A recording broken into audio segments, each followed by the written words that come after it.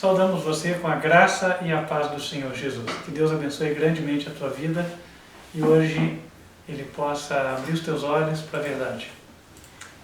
Antes de começarmos o sermão de hoje, nós vamos fazer aquilo que o Senhor nos ordenou em Malaquias, capítulo 3, versículo 10, onde Ele diz: trazei todos os dízimos à casa do tesouro para que haja mantimento na sua casa. E fazei prova de mim, diz o Senhor, se eu não vos abrir as janelas do céu e derramar sobre vós bênçãos sem medida. Deus prometeu uma bênção àquele que foi fiel, e Deus ideou que a sua verdadeira causa fosse financiada com as ofertas voluntárias e os dízimos daqueles que amam a Deus. Ele levantou esse ministério, quarto anjo, advertência final, para pregar a verdade ao mundo. Doa a quem doer. Não estamos aqui para agradar o ser humano. A natureza humana não se agrada da palavra do Senhor. Estamos aqui para chamar o pecado pelo seu verdadeiro nome. A propósito, hoje, o Senhor me toca a denunciar o pecado dos líderes da nação, o senhor Alexandre de Moraes, o senhor Celso de Mello e demais que estão cooperando com esta ação que nós vemos que é contrária à manifestação da liberdade de consciência das pessoas. Para vocês, Hebreus 9, 27. E como aos homens está ordenado morrerem uma vez, vindo depois disso o juízo.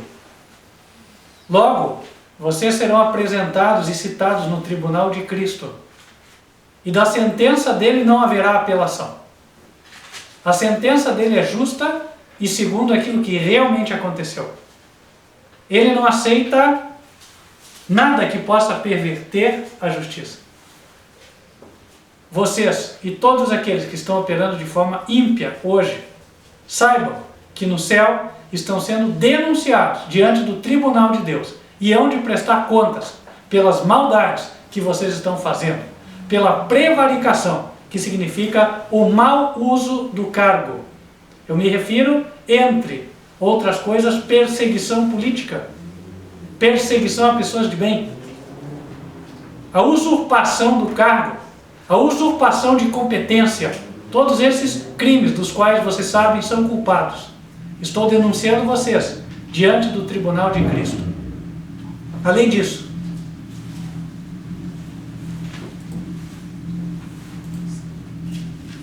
família Frias,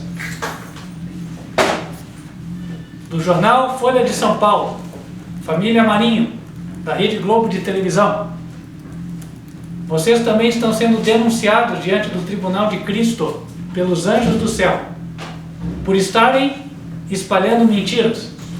No livro de Provérbios é dito que há 6 coisas que Deus se desagrada, e a 7ª ele abomina, que é aquele que cria contendas entre os irmãos. Vocês têm trabalhado para criar contendas, para criar divisões. E vocês hão de prestar contas por isso no tribunal de Deus. Esse é um recado de Deus para vocês. Espero que vocês façam bom uso deles, porque Deus não quer que ninguém se perca. Ele quer que vocês todos se arrependam e vocês se salvem. Mas para isso, lembrem-se, a primeira bem-aventurança de Jesus, em Mateus capítulo 5, inicia-se dizendo: bem-aventurados os humildes, porque deles é o reino de Deus. É necessário descer do patamar do orgulho e ser humilde, aceitar as repreensões, para que então possa-se ter entrada no reino dos céus. A repreensão é pública porque a ofensa foi pública. A ofensa foi feita a todo o povo, toda a nação brasileira, e esse vídeo também é aberto. Posto isso, dou sequência a dizer para você que nos assiste: este ministério foi levantado por Deus para pregar a verdade. Doa a quem doer. Não estamos aqui para agradar o ser humano. E o verdadeiro ministério é sustido por dízimos e ofertas voluntárias daqueles cujo coração Deus tocou. Se você é um daqueles, nós havemos de te indicar em breve como fazer. Nós não estamos pressionando ninguém a vender sua casa, seu carro, seu apartamento e dar. Eu não vivo do Evangelho. Não uso um centavo do que entra no caixa deste ministério. Sou voluntário como você. Dizimo e oferto também. O que é que o ministério faz? O ministério tem pregado, tem advertido as pessoas de que o juízo de Deus há de vir justamente por causa da corrupção que está graçando o nosso país. E o Brasil, segundo as profecias do Apocalipse, será, se não o país mais afetado, um dos mais afetados. Lembrem-se vocês, senhores cidadãos brasileiros, que pesa sobre o nosso país a culpa de 400 anos de servir ao tráfico de escravos. Lágrimas de milhares e talvez milhões de pessoas que foram separadas dos seus pais, que perderam toda a sua oportunidade de vida durante séculos, que a única coisa que conheceram foi a chibatada do feitor. Essas lágrimas estão escritas, misturadas com sangue nos livros do céu, esperando pela justa retribuição. Portanto, não pense que o nosso país é só o país da alegria, do circo, do futebol e do carnaval. Não é assim. E tudo que nós estamos vendo aqui é só o início das dores.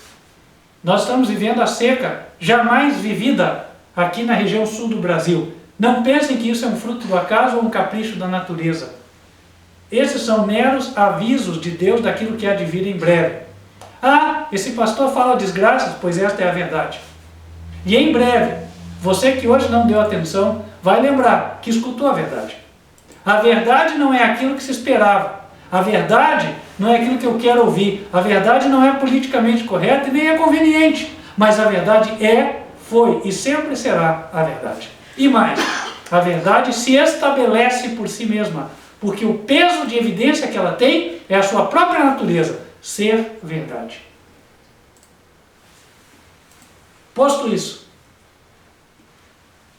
queríamos dizer que Deus tem denunciado os líderes do mundo, os líderes desta nação, que andam de forma corrupta. Não posso falar de todos e nem generalizar, mas para quem a carapuça servir, que sirva. Em Apocalipse 14, versículo 6, e vi outro anjo voar pelo meio do céu, e tinha o evangelho eterno para o proclamar aos que habitam sobre a terra e a toda nação, tribo, língua e povo. E ao contrário do que muitos pensam, o evangelho que o anjo foi enviado, passando pelo meio do céu para todos verem e ouvirem, não foi uma mensagem de amor de um Deus piegas. Quer dizer, Deus ama o pecador e nunca vai puni-lo. Ora, esse não é o amor de Deus. O amor de Deus é um princípio que se manifesta também na justiça e equidade com a qual ele lida com todas as suas criaturas. O mesmo amor que concede o dom e o direito da vida é aquele que restringe a ação dos que agem de forma ímpia e má. No versículo 7, o Evangelho eterno diz: temei a Deus e dai-lhe glória, porque vinda é a hora do seu juízo.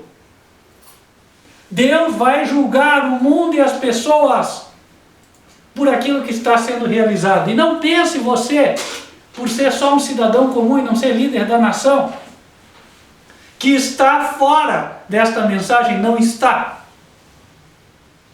Porque é comum situações como a que ontem eu presenciei, estando almoçando num pequeno restaurante de comida caseira e ouvindo alguém falar: olha, vamos fazer assim, quando é que você tem a oportunidade de fazer isso por esse preço? A nota a gente ajusta. Típico do Brasil, infelizmente. Típico. Corrupção que permeia todas as classes da sociedade. O juízo que recai sobre a nossa nação, em parte, é justo. É justo. E Deus está nos dando um aviso para que nós nos arrependamos enquanto é tempo, porque se não nos arrependemos, mesmo após a sepultura, seremos ressuscitados para receber o juízo de Deus. Quando Jesus disse em Mateus 25 que colocará à direita as ovelhas e à esquerda os bodes.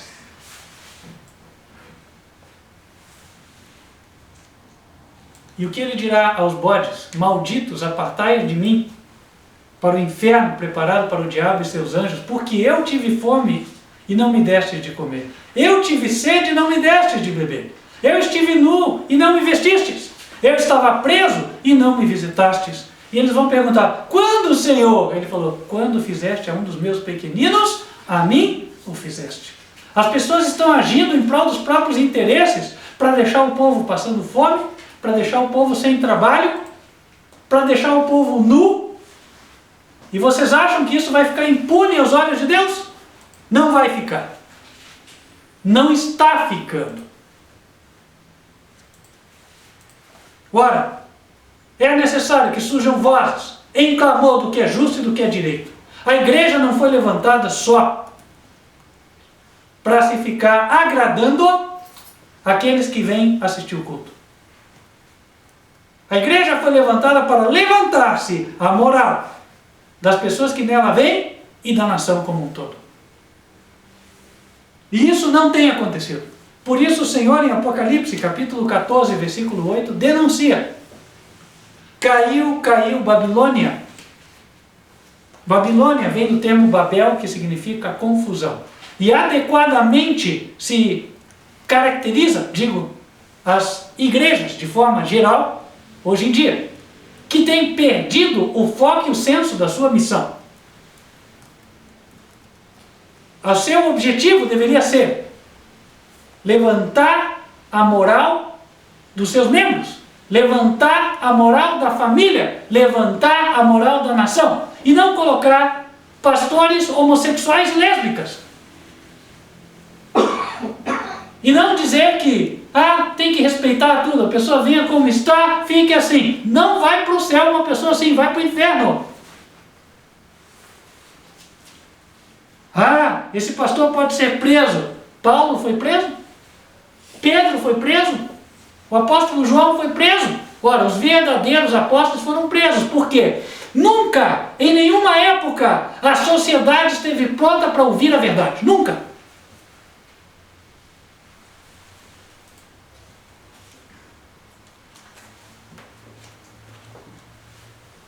A Bíblia diz que os efeminados ficarão de fora da cidade santa.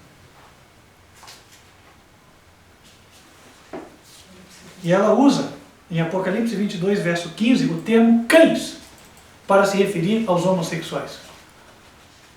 Na revista atualizada, em lugar de cães, tem os efeminados. Ficarão de fora os cães, os feiticeiros, os que se prostituem, os homicidas e os idólatras, e a qualquer que ame e comete a mentira. Vai levantar o clamor de homofobia? Denuncie a palavra de Deus então. Declare que você está rebelde contra o Criador dos céus e da terra. Aquele que deu esta santa palavra como regra de conduta para todo e qualquer ser humano. Você foi criado por Ele e Ele diz que isto é errado. Ora, meus queridos irmãos, numa hora como esta, onde o mal se levanta e cada vez se torna mais ousado, não é hora de os servos de Deus ficarem cada vez mais tímidos e encolhidos em casa, ouvindo as fake news e acreditando nelas. É hora de nós nos levantarmos e declararmos liberdade pela palavra do Senhor e dizer que nós somos pessoas esclarecidas pela Bíblia e que andamos segundo o padrão de Deus, o padrão moral dele. E naquilo em que a sociedade conflita com a palavra do Senhor, não vale o que a sociedade diz, porque a voz do povo nunca foi e nem será a voz de Deus. A voz de Deus é a voz de Deus, porque Ele é Deus. E a voz do povo, na maioria das vezes, é a voz do homem carnal. A voz do homem que peca.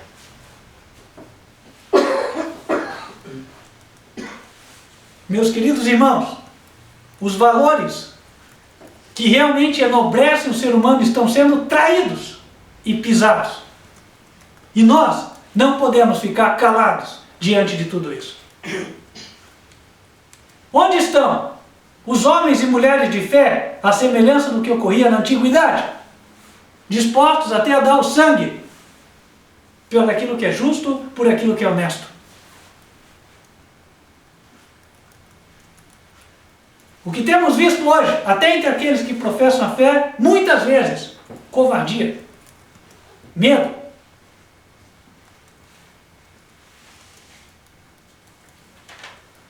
Por um lado, a palavra de Deus não nos aconselha nem ordena a pegarmos em armas para resolver a situação.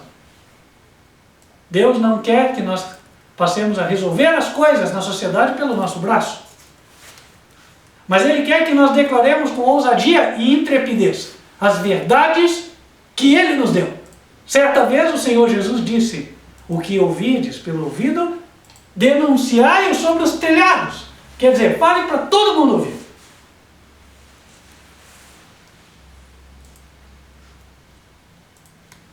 Segundo Timóteo 2, verso 11, palavra fiel é esta,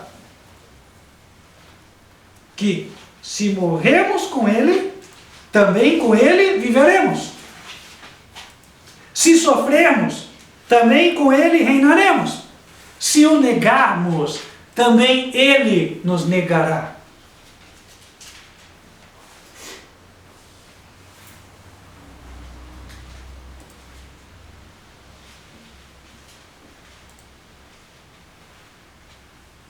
Aceitar a Cristo significa aceitar a sua verdade. O Senhor Jesus disse em João capítulo 14, versículo 6, eu sou o caminho, a verdade e a vida. Ninguém vem ao Pai senão por mim. Mas é preciso entender com clareza o que estas palavras significam, porque não se entende, nem no meio cristão. Não se entende.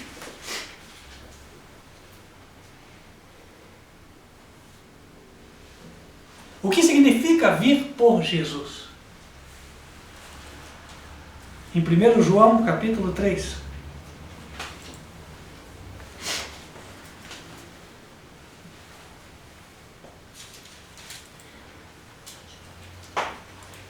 Versículo 5.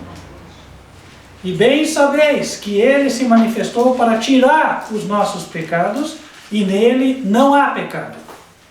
Qualquer que permanece nele não peca. Qualquer que peca não o viu, nem o conheceu. Filhinhos, ninguém vos engane. Quem pratica justiça é justo, assim como Ele é justo. Hoje, pratica-se a justiça nas igrejas. E o que é justiça? Salmo 119, versículo 172. A minha língua celebra a tua lei, porque todos os teus mandamentos são justiça.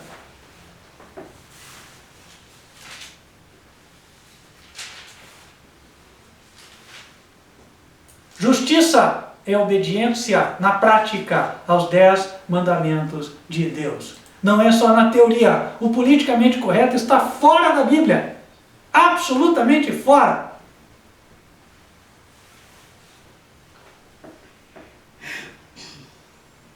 Primeiro João 3, verso 8. Quem comete o pecado é do diabo, porque o diabo peca desde o princípio. Para isto o Filho de Deus se manifestou, para desfazer as obras do diabo. Quando estamos em Cristo, vencemos o pecado. Não andamos mais em harmonia com o que se faz de mal na sociedade. Não é porque todo mundo faz e eu faço. O cristão não faz. O cristão é diferente.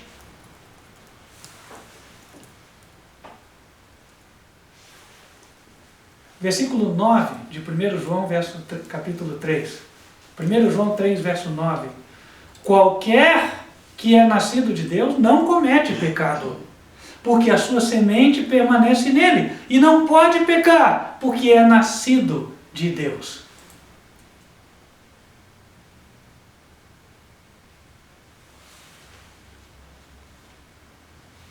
Qualquer que é nascido de Deus não comete pecado,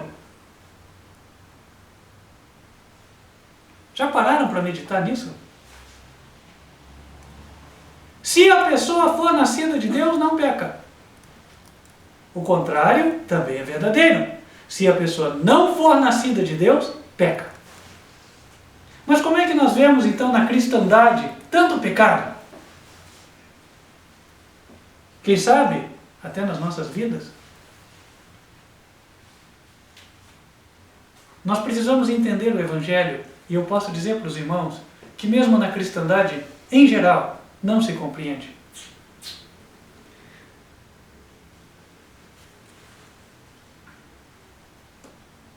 Aqui diz que quando a semente de Deus permanece no indivíduo, ele não peca.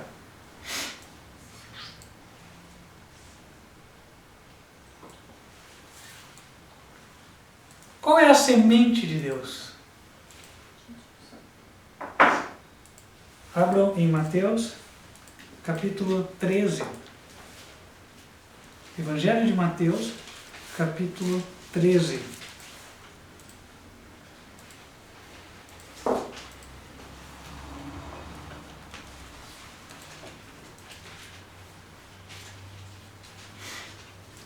Mateus 13, versículos 18 e 19. Escutai vós, pois, a parábola do semeador. Ouvindo alguém a palavra do reino e não a entendendo, vem o maligno e arrebata o que foi semeado no seu coração. Este é o que foi semeado ao pé do caminho. Porém, o que foi semeado em pedregais é o que ouve a palavra e logo a recebe com alegria, mas não tem raiz em si mesmo, antes é de pouca duração. Versículo 23. Mas o que foi semeado em boa terra é o que ouve e compreende a palavra e dá fruto e produz 100, outro 60, outro 30. Qual é a semente, portanto, meus queridos irmãos? A palavra de Deus.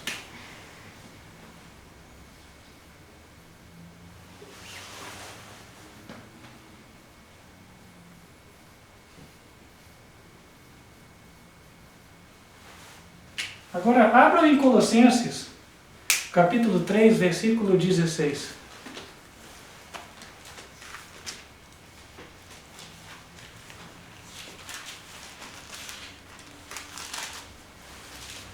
Diz assim: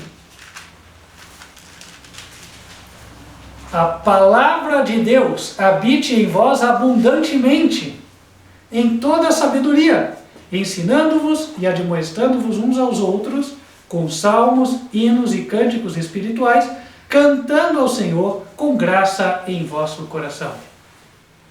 Em João é dito, a pessoa não peca, porque o que permanece no coração dela é a divina semente. Aqui, em Colossenses 3,16, enxergamos com clareza, o que permanece no coração da pessoa é a palavra de Deus. E aí está a razão pela qual há tanto pecado na cristandade. Não se valoriza a palavra, não se lê a palavra, não se estuda com profundidade a palavra, não se medita na palavra. As pessoas no seu dia a dia, quando não vêm à igreja, quando muito gastam 10 minutos lendo a Bíblia, quando investem 10 minutos por dia? Eu estou exagerando, meus queridos irmãos? E na maioria dos sermões, não se lê mais do que 5 versículos. Quando se lê? Então, é verdade que a palavra de Deus não habita abundantemente no coração dos crentes, porque ela não é lida, ela não é meditada, ela não é estudada. E se não está a palavra, não está a divina semente. E se não está a divina semente, o que o cristão faz? Peca. O que deveria acontecer? O contrário. A palavra tinha que abundar. Muito tempo dedicado à leitura individual da palavra. E não é só, vou ler 10 capítulos hoje. Estudar. Antigamente usava-se as concordâncias bíblicas. Você pega... Olha lá, a palavra santo, vou ver o que significa ser santo. Aí pegava lá, tinha centenas de versículos, e você ia lendo um por um. estudando aquele tema, demorava meses para conseguir entender um tema. Aí você via tudo que a Bíblia falava sobre aquilo, compreendia. Quem já fez algum estudo desse uma vez na vida?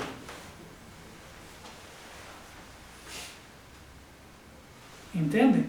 Quer dizer, às vezes alguém vai falar, não, eu lembro, uma vez eu fiz. Pois é, devia fazer sempre. Ninguém pensa que está bem. Habite em vós abundantemente a palavra de Cristo. É só desse jeito. Agora, se ela abundar, o crente não peca. A Bíblia fala de duas naturezas. Isso é explorado no Evangelho de João, capítulo 3.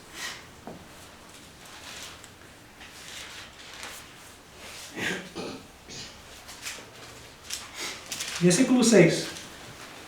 É dito, o que é nascido da carne é carne, o que é nascido do Espírito é Espírito. Não te maravilhes de te ter dito, necessário vos é nascer de novo. Quem nasce de novo, nasce do Espírito. Então vamos colocar isso aqui e vamos começar a analisar. Primeiro, o que acontece é a pessoa ser nascido da carne, certo? Depois, vem o nascer de novo.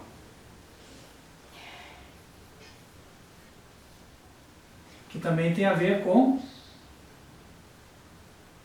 nascido do Espírito.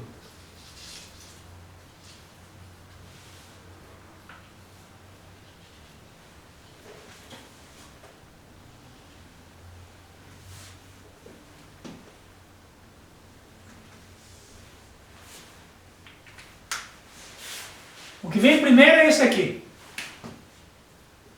Nasci da carne. O que vem depois, se a pessoa quiser e aceitar o toque do Senhor, é o nascer de novo. A partir de nascido da carne e nascido de novo, a Bíblia apresenta outros termos para se referir à mesma coisa. Colossenses, capítulo 3.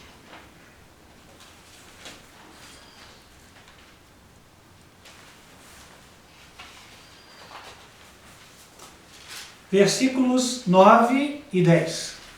Diz: não mintais uns aos outros, pois que já vos despistes do velho homem com os seus feitos, e vos vestistes do novo, que se renova para o conhecimento, segundo a imagem daquele que o criou. Então, olhem aqui. Nascido da carne. Como, primeiramente, nós nascemos lá na maternidade. Então, a Bíblia usa a expressão velho homem, porque veio primeiro, certo? Depois é o nascer de novo, então, novo homem, faz sentido, é lógico.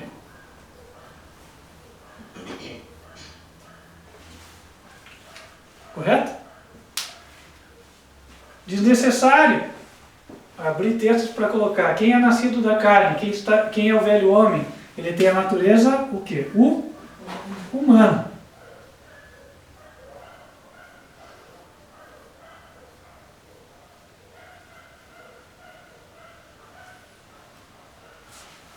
A gente já vai explorar isso por um texto bíblico em Romanos 11. E quem nasce de novo vai ter outra natureza. Natureza divina. Esse termo também é usado na Bíblia. Abra em 2 Pedro, capítulo 1, versículo 4.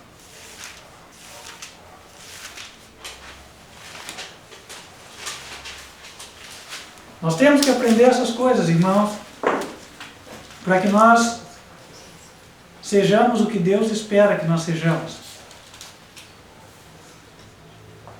2 Pedro, capítulo 1, versículo 4. Diz assim: pelas quais ele, entenda-se, Deus nos tem dado grandíssimas e preciosas promessas, para que por elas fiqueis participantes da natureza divina, Pelas promessas de Deus, nós nos tornamos participantes da natureza divina. Vamos trocar isso em miúdos? Vamos entender melhor? Como diz lá no português, acho que de Portugal, trocar em 500. Vamos para 1 Pedro, capítulo 1, versículo 23.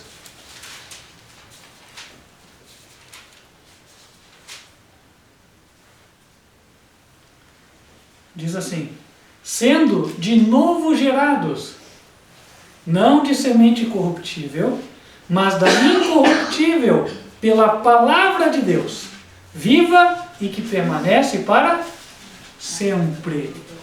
Olha aqui para o quadro, vai ficar fácil. Sendo gerados de novo. Opa, onde é que eu vou me encaixar no quadro? Aqui, nascer de novo, certo? Sendo gerados de novo. Como? Diz aqui: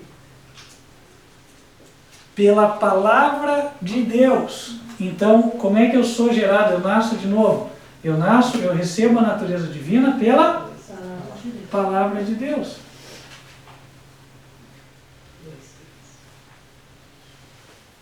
Mas como? Tem muita gente que ouve a palavra de Deus e não se pode dizer que eles já estão vencendo o pecado. Ah, tem um detalhe. A palavra de Deus tem que ser recebida com fé.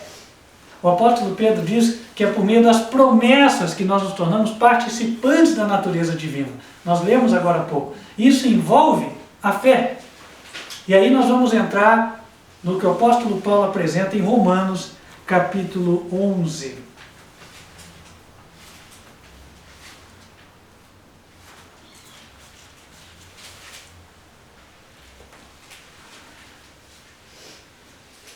Capítulo 11.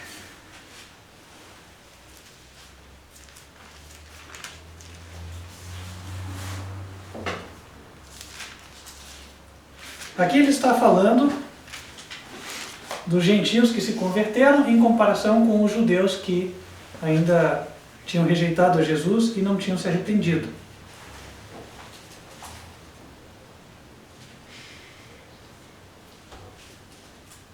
Então, versículo 19. Dirás, pois, os ramos foram quebrados para que eu fosse enxertado. Quer dizer, os judeus não entraram, rejeitaram a Jesus, mas eu entrei, eu estou aqui. Verso 20. Está bem. Pela sua incredulidade foram quebrados, e tu estás em pé pela fé. Então não te ensoberbeças, mas teme. Verso 23. E também eles, se não permanecerem na incredulidade, serão enxertados, porque poderoso é Deus para os tornar a enxertar. Porque se tu foste cortado do natural zambujeiro e contra a natureza enxertado na boa oliveira, quanto mais esses que são naturais serão enxertados na sua própria oliveira. Vamos explicar. Zambujeiro é uma árvore. Eu poderia ter falado de qualquer outra árvore que não dá fruto. Uma árvore que dá fruto venenoso. Se fosse nós aqui, uma aroeira, outra árvore qualquer. Então ele diz, olha, você por natureza era uma árvore que não dá fruto. Por natureza nós nascemos da carne. Qual natureza nós tínhamos? Natureza humana, está aqui. Aí ele diz assim, contra a tua natureza você foi enxertado na boa oliveira. Quando você recebe a palavra e crê, a tua natureza vai estar aqui, fazendo as obras da carne. Mas contra a tua natureza você é colocado aqui. Quer dizer que começa a haver um conflito interno. Todo crente verdadeiro tem conflito interno. A palavra de Deus reclama a obediência, mas o eu pede rebeldia. Não é assim? E há um conflito. Aí ele diz assim, quanto mais esses que são naturais serão enxertados na sua própria oliveira. Ora, Jesus nasceu de Maria, judeu. Segundo a carne. Aí Paulo usa esse exemplo para dizer, olha, o propósito de Deus era que todos os judeus fossem convertidos. Por isso eles são comparados à boa oliveira. Não aconteceu isso, por isso diz que alguns ramos foram quebrados. Quem é quebrado? Quem não tem fé. Mas quem tem fé fica. Verso 23. Os judeus, não permanecerem na incredulidade, serão enxertados de novo. Agora, verso 20. Tu estás em pé pela fé. O que faz a diferença é receber a palavra de Deus com fé. Mas como? Mesmo os mandamentos devem ser recebidos com fé? Claro. Os mandamentos de Deus também fazem parte daquelas mencionadas promessas por meio das quais nós nos tornamos participantes da natureza divina. Como? Ora, certa vez eu questionei isso a um pastor que já faleceu. Ele tinha 94 anos na época. E a resposta dele foi simples, pontual e certeira. Falei, mas como que os mandamentos podem ser promessas? Ele falou, claro, os mandamentos são dados no tempo futuro. Vamos lembrar? Sim. Primeiro mandamento, Êxodo 20, versículo 3. O que é que diz? Não terás. Terás indica tempo futuro. Não terás outros deuses diante de mim. Segundo mandamento, não farás, tempo futuro. Não farás para ti imagem de escultura. Deus não considera o tempo anterior de pecado. É para isso que Jesus morreu, para nos salvar, não foi assim? Porque o nosso pecado é desconsiderado, é apagado. Mas a partir de hoje, as palavras dos mandamentos são promessas do que eu serei. E nós lemos demais, né? Quarto mandamento, que muita gente não obedece. Lembra-te do dia do sábado para o santificar. Aí ele diz assim. Até antes de falar, né? O pessoal diz, mas Deus sabe que eu preciso sustentar minha família, então, se eu não trabalhar no sábado, não trago o pão. Olha a promessa de Deus. 6 dias. 6 dias. Trabalharás. Olha a promessa. Ele vai te dar trabalho.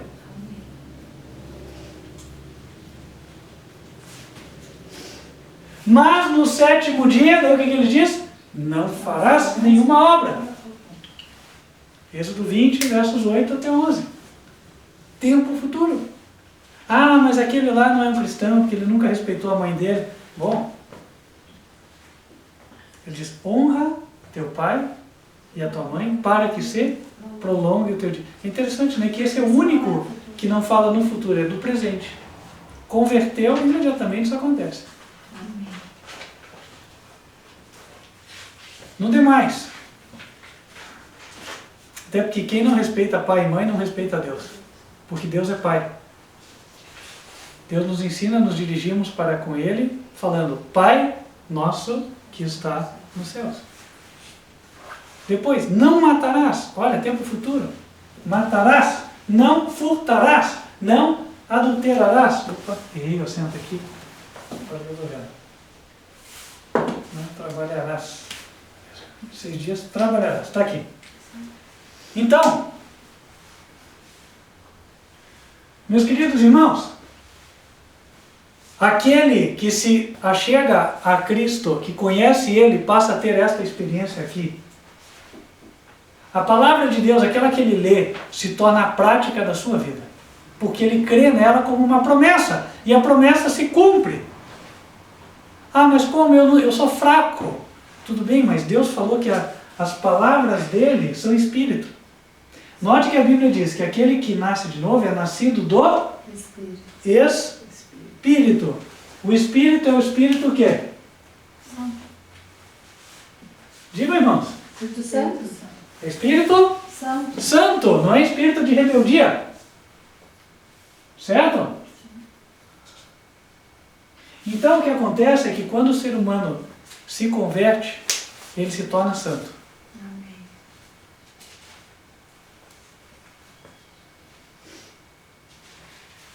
E aí nós podemos entrar na questão da santidade. Eu não vou me aprofundar nessa questão.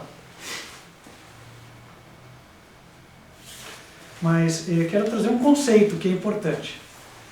Vamos falar duas coisas aqui.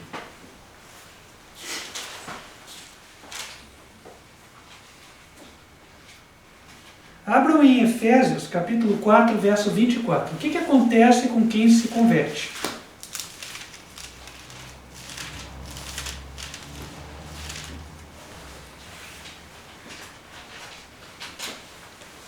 Efésios capítulo 4, versículo 24.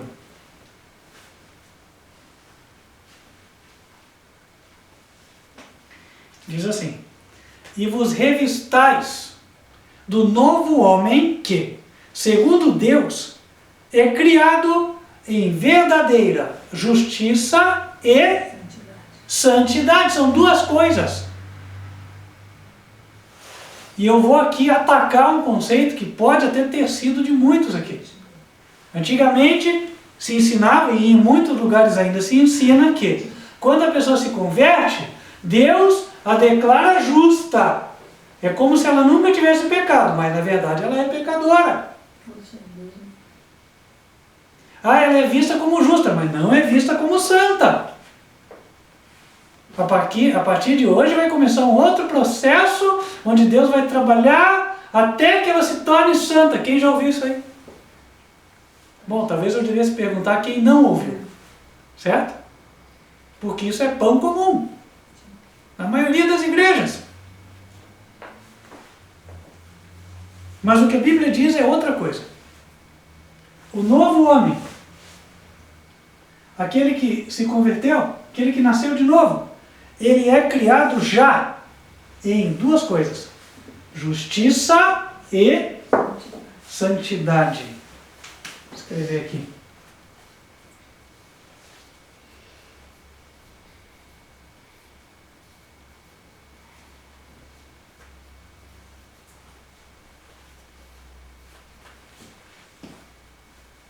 Essas duas coisas vêm ao mesmo tempo. Quando a justiça é creditada ao homem no céu, no coração dele entra justiça e santidade. Qual é a diferença? Justiça tem a ver com obediência aos mandamentos. Obediência do homem aos mandamentos. E será por nós justiça quando cuidarmos de fazer todas as coisas que estão escritas nesta lei.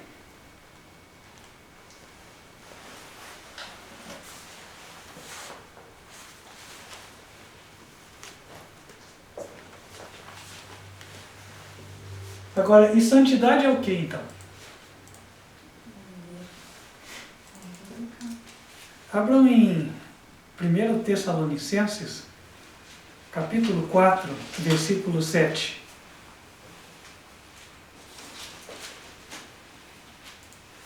Versículo, 3.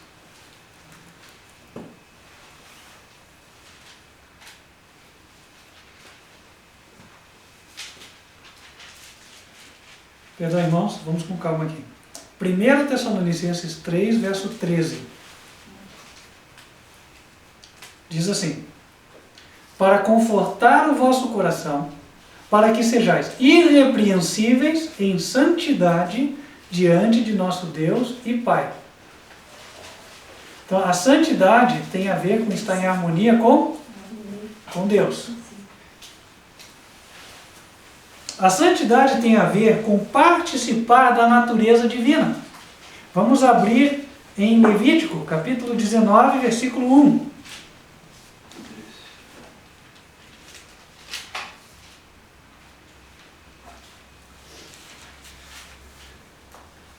Falou mais o Senhor a Moisés, dizendo, verso 2: fala a toda a congregação dos filhos de Israel e diz-lhes: santos sereis, porque eu, o Senhor vosso Deus, sou santo.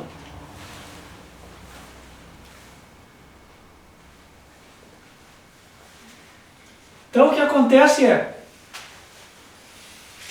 a natureza de Deus é santo, é santa. A natureza divina é santa. Significa irrepreensível, ou seja, Deus, Ele aborrece o mal e ama o bem. Agora, quando nós nascemos do Espírito Santo. Então, a santidade de Deus é colocada na nossa alma.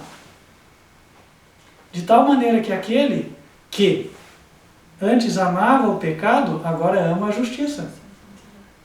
Aquele que antes gostava de fazer o errado, ele passa a não gostar de fazer o errado. Há uma mudança de coração. Isso é santidade. Quando isso acontece? Quando a pessoa aceita Jesus. Ah, e a justiça tem a ver com o quê? A obediência aos mandamentos. A gente já vai ver isso. Santidade é algo inerente. Deus dá. Colocou no meu coração. Justiça é algo que acontece daqui para frente.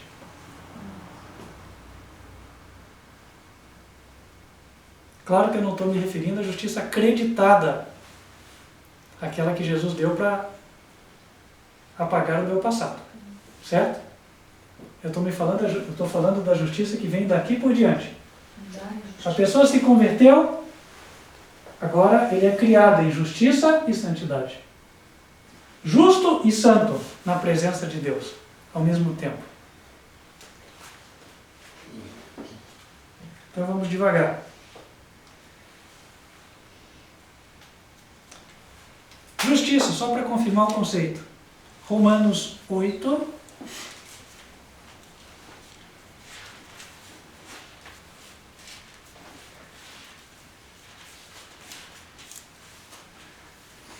Versículos 3 e 4. Porquanto o que era impossível à lei, visto que estava enferma pela carne, Deus, enviando seu Filho em semelhança da carne do pecado, pelo pecado, condenou o pecado na carne, para que a justiça da lei se cumprisse em nós, que não andamos segundo a carne, mas segundo o Espírito. Ele quis dizer aqui, resumidamente, Jesus foi o nosso exemplo. Veio aqui como homem, venceu o pecado, para que nós sigamos o seu exemplo, para que a justiça da lei se cumpra em nós. Agora note, quando é que a justiça da lei se cumpre em nós? Quando nós andamos segundo o Espírito. Então, existe um tempo aqui para isso acontecer. Eu, por exemplo, vamos supor que me converti agora, certo? Quando eu me converti agora, Deus me cria em justiça e santidade. Na prática é porque eu acreditei em Jesus e na sua palavra como sendo uma promessa para a minha vida, certo? E a partir de agora, eu me submeto à guia do Espírito de Deus. Quando Ele toca na minha consciência e fala, olha, não faça aquilo que é errado, eu começo a obedecer. Então a justiça, nesse contexto, ela começa a aparecer na medida em que eu me deixo guiar pelo Espírito, que eu sigo a guia do Espírito. Por isso diz, a justiça da lei se cumprisse em nós, que não andamos segundo a carne, mas segundo o Espírito. Para que a justiça da lei se cumpra na minha vida, é necessário que eu seja guiado pelo Espírito de Deus. É algo que ocorre, então, posteriormente à conversão. Mas a santidade é imediatamente, é no momento da conversão. Por quê? Quando o homem se converte, o que ele recebe? Nascido do Espírito. E o Espírito é santo. A santidade é colocada no coração da pessoa quando ela se converte. E a santidade tem a ver com a repulsa ao mal, o ódio ao mal e o amar o bem. Isso é um milagre. Nesse contexto, o que seria então santificação? O que seria santificação? Eu mesmo já tive um conceito errôneo de santificação. E talvez muitos já tiveram também. Há quem pense que santificação significa se tornar cada vez mais santo.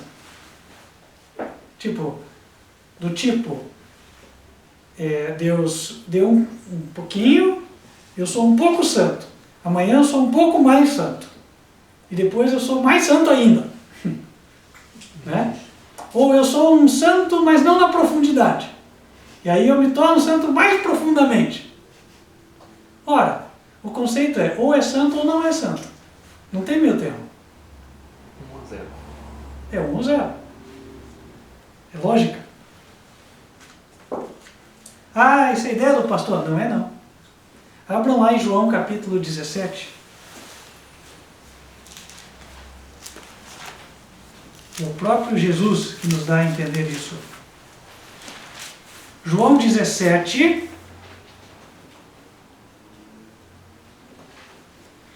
Versículo 19. Jesus orando a Deus, olhem o que ele diz. E por eles me santifico a mim mesmo, para que também eles sejam santificados na verdade. Para aí. Jesus não tinha santidade suficiente e aí ele tinha que receber mais santidade? Seria este o sentido do texto? Não. Ora, Jesus disse em João 10, verso 30, eu e o Pai somos um em santidade. Ora, não quer dizer que Jesus precisasse receber mais santidade. Em Lucas 1,35, o anjo tinha anunciado que Jesus já nasceria como santo. Abram lá, Lucas 1,35.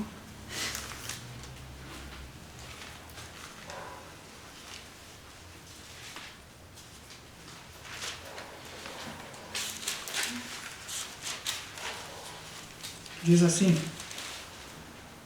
respondendo o anjo disse-lhe a Maria, descerá sobre ti o Espírito Santo e a virtude do Altíssimo te cobrirá com a sua sombra, pelo que também o santo que de ti há de nascer será chamado Filho de Deus. Vai nascer santo. Santo ele já era.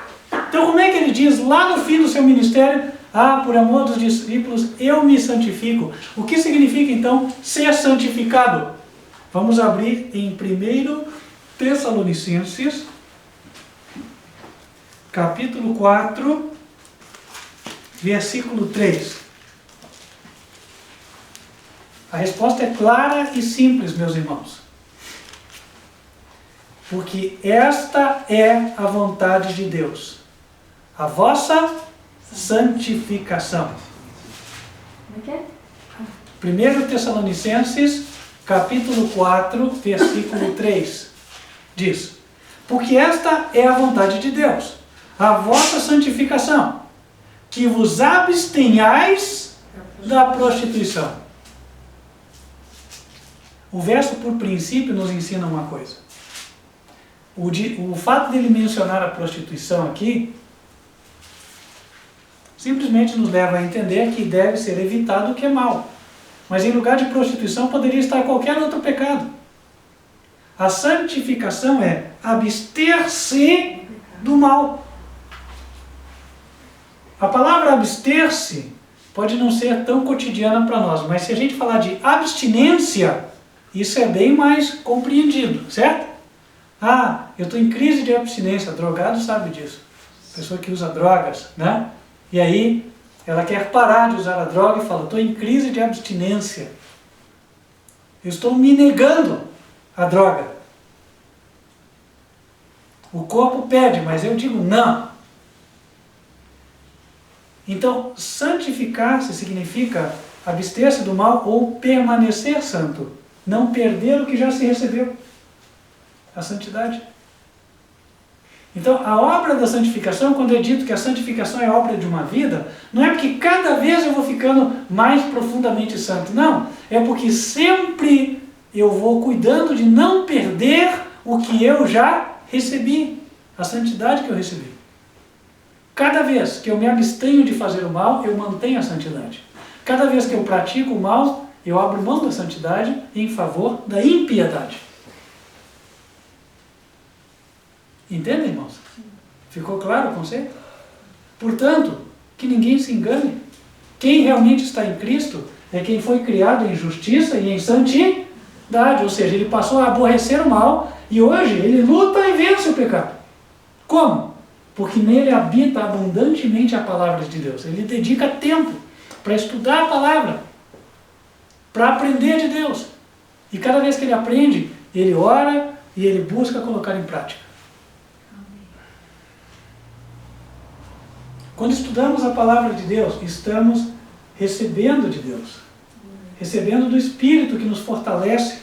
Em João capítulo 6, versículo 63.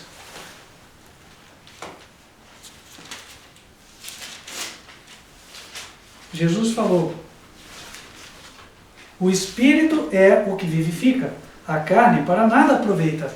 As palavras que eu vos disse são Espírito e são vida. Esta é a maior necessidade da igreja hoje, maior contato com a palavra de Deus. Estudo individual, meditar e praticar. Aprender de Deus para aplicar na sua vida cotidiana. Dedicar tempo à comunhão com Deus pelo estudo da palavra. Meus queridos irmãos, apelo a todos vocês que habite em vós ricamente a palavra de Cristo, para a regeneração de todos, para que permaneçamos em santidade na presença do Senhor e para que vençamos o pecado, como a Bíblia diz. Aquele que está em Cristo não peca, porque o que permanece nele é a divina semente. Eis que o semeador saiu a semear a palavra do Senhor. Há de ela habitar ricamente em vossos corações? Que assim seja, em nome de Jesus. Para fechar você, nós começamos aqui com o apelo do dízimo e oferta, e quis Deus hoje que fosse assim, que diretamente fôssemos para a mensagem. Este é o Evangelho que salva.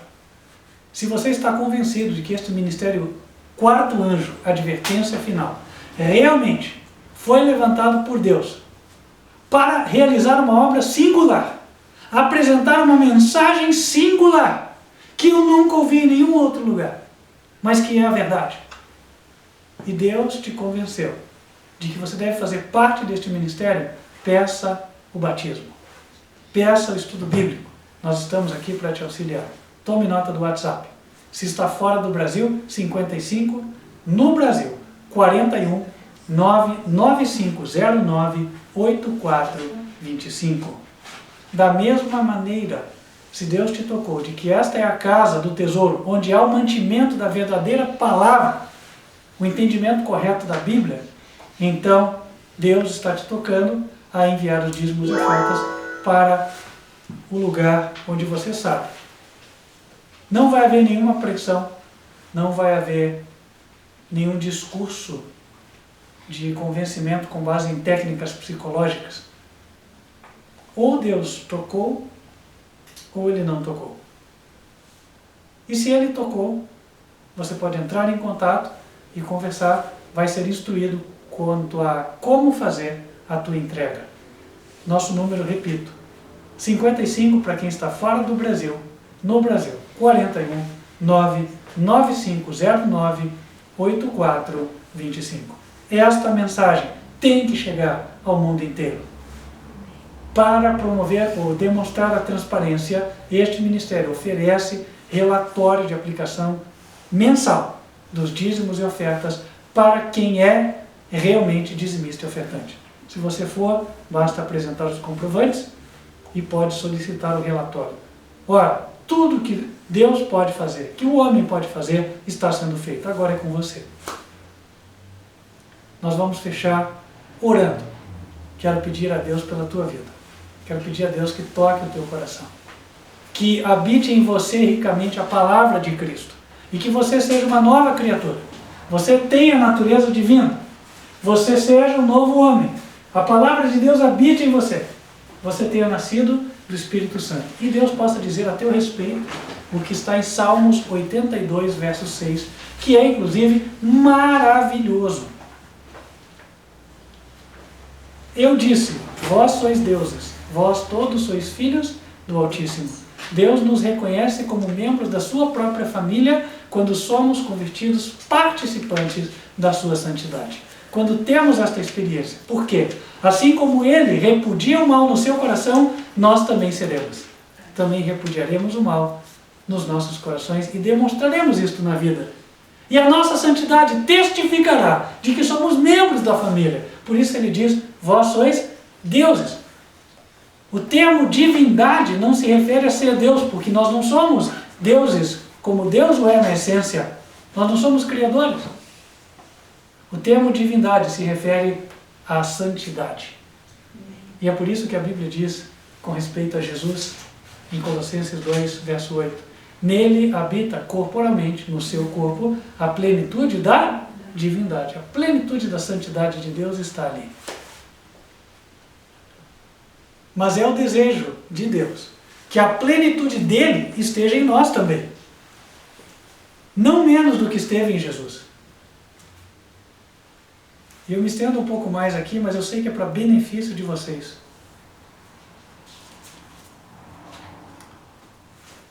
Em Efésios 3, verso 19, é dito que nós devemos conhecer, ou Deus espera que nós conheçamos o amor de Cristo, que excede todo entendimento, para que sejamos cheios de toda a plenitude de Deus. Que a santidade de Deus esteja em você e em mim. É o sincero desejo do céu. Vamos orar e pedir a Deus que realize essa maravilhosa obra nas nossas vidas. Vamos orar?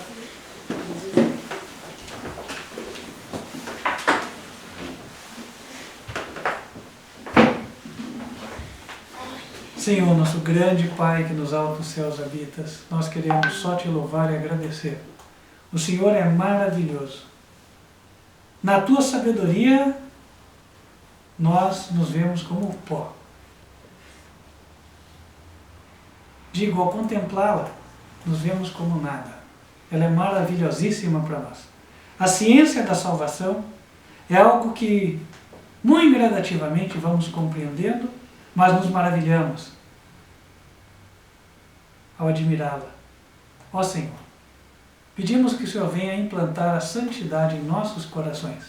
Derrame o Teu Espírito Santo sobre cada um de nós e que habite em nós ricamente a Tua Santa Palavra, que efetivamente nós a priorizemos em nossas vidas, que ela seja o tema do nosso estudo diário, da nossa meditação, que ela ocupe um lugar significativo na nossa agenda de atividades diárias. E assim, Senhor, assim como Tu és santo, mantenhamos nós a santidade, sendo santificados dia a dia. Amém. Esteja com a Tua igreja. Abençoe que assim seja ela a luz do mundo. E mantendo nós a santidade, possamos operar a justiça, obedecendo ao Senhor.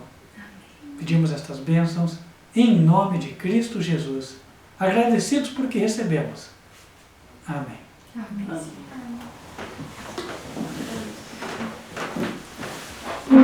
Estendemos o convite para você continuar nos acompanhando. Se está próximo da Igreja Sede, que venha nos visitar. Nós estamos na cidade de Curitiba, Paraná. Se você quiser saber onde estamos, entre em contato, vamos informar. E a nossa Igreja Sede está sendo construída, já estamos na etapa 11, estamos no acabamento e com a graça do Senhor, ainda este ano estaremos lá, num espaço amplo, com capacidade para 100 pessoas, para que possamos receber você também. Se você não pode vir pessoalmente, esteja conosco virtualmente. Todos os sábados transmitimos em 2 horários, 15 para as 10 da manhã, Escola Bíblica das Crianças, e 11 horas da manhã, mensagem do culto. Vamos ficando por aqui, mas antes de encerrar a transmissão, gostaria de invocar as bênçãos do Senhor sobre a tua vida. Fecha os teus olhos, se você quiser recebê-las. Que o Senhor te abençoe e te guarde. Que o Senhor faça resplandecer o seu rosto sobre ti e de ti tenha misericórdia. Que o Senhor levante sobre ti o seu rosto e te dê a paz. Amém.